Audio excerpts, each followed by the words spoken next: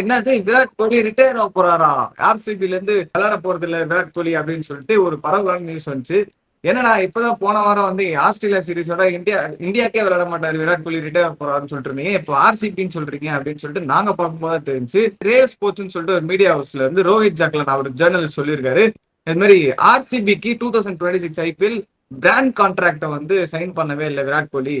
So வந்து brand கான்ட்ராக்ட்னா என்ன, இப்போ ஆர்சிபிக்கு ஒரு ஃபேஸ் வந்து யாருன்னா விராட் கோலி தான். இப்போ ஆட்ஸ் எல்லாம் நீங்க பாத்தீங்கன்னா ஆர்சிபி ஆட்ஸ்ல அவங்க தான் ப்ராமினென்டா இருப்பாரு, பக்கத்துல 2 பேர் இருப்பாங்க, வேற பிளேயர்ஸ் இருப்பாங்க. அந்த மெயின் கான்ட்ராக்டே வந்து சைன் பண்ணல Virat Kohli, which indicates that நீங்க வந்து ஒரு ஃபியூச்சர் ப்ராஸ்பெக்ட பாக்கணும். நீங்க வந்து ஆர்சிபிக்கு வந்து எவ்வளவு நாள் தான் என்னைய வச்சு ஓட்டிட்டு இருப்பீங்க அப்படின்னு சொல்லிட்டு விராட் கோலி சைட்ல இருந்து ஒரு டாக்ஸ் இருக்கிற மாதிரி அவர் மென்ஷன் பண்ணிருக்காரு.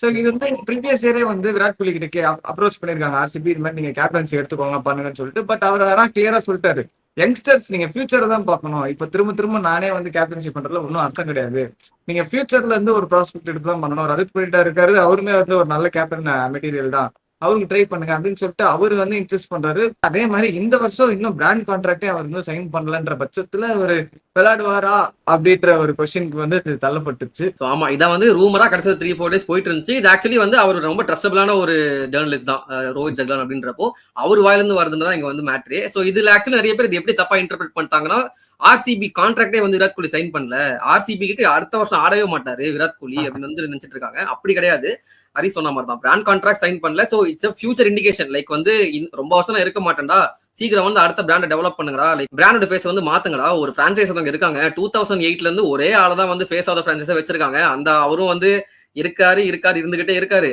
அந்த மாதிரி இல்லாம நம்ம பிரான்சைஸ் வந்து அடுத்த செட் வந்து டெவலப் ஆகணும் அப்படின்ற மாதிரி இவர் சொல்லியிருக்காரு. நாங்க சொல்ல ரோஹித் ஜக்லானே வந்து இவர் தோனி மாதிரி இல்லாம தோனி பண்ண மாதிரி இவர் பண்ணாம இவர் வந்து ஓடிஐ ரிட்டையர்மெண்ட் ஆன உடனே வந்து சீக்கிரம் ரிட்டையர்மெண்ட் ஆகிற மாதிரி தான் பிளான்ஸ் இருக்கு விராட் கோலிக்கு அப்படின்னு வந்து கிளியரா மென்ஷன் பண்ணிருக்காரு. நம்பிக்கை இல்லைன்னா யூடியூப் சேனல்ல நாங்க லிங்க் அனுப்புறோம், போய் செக் பண்ணி பாத்துக்கோங்க.